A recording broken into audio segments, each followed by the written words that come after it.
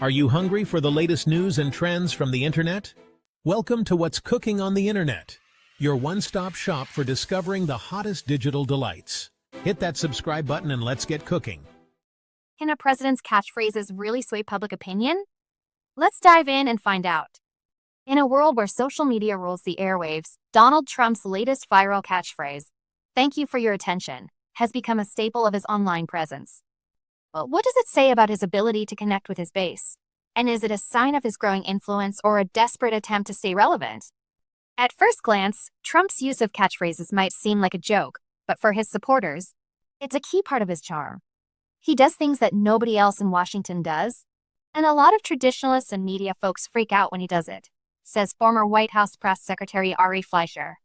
But one of the secrets to Trump's success is that he's proudly anti-Washington and anti-politician, so it doesn't surprise me that he sounds different from everyone else. Trump's opponents, on the other hand, see it as a sign of his incompetence and unworthiness for the job. Catchy phrase, says are for sitcoms, not for the President of the United States, says Democratic strategist Brad Bannon.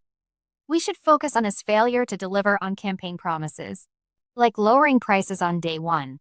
But Trump seems happy to keep churning out catchphrases, and his supporters are eating it up. "Thank you for your attention" has become a meme in its own right, with supporters and detractors alike peppering it into their conversations.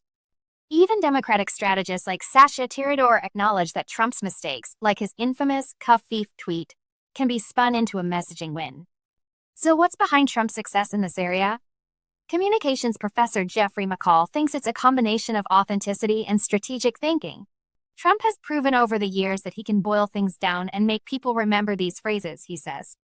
There has to be a strategic component to Trump's ability to make these catchphrases stick. McCall also notes that Trump's use of catchphrases often feels genuine and unique to him, even when it's the kind of thing that would drive 10th grade English teachers crazy. It's rather remarkable that these catchphrases don't come off as generated by consultants or focus groups, he says. For a Republican Party that often feels at a disadvantage in cultural power and influence, Trump's ability to move the conversation is refreshing, even if it sometimes comes in the form of silly catchphrases.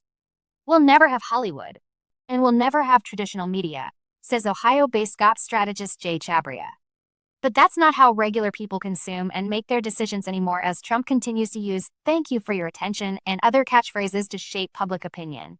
It's clear that his ability to connect with his base is a key part of his staying power. But is it a sign of his growing influence or a desperate attempt to stay relevant? Only time will tell.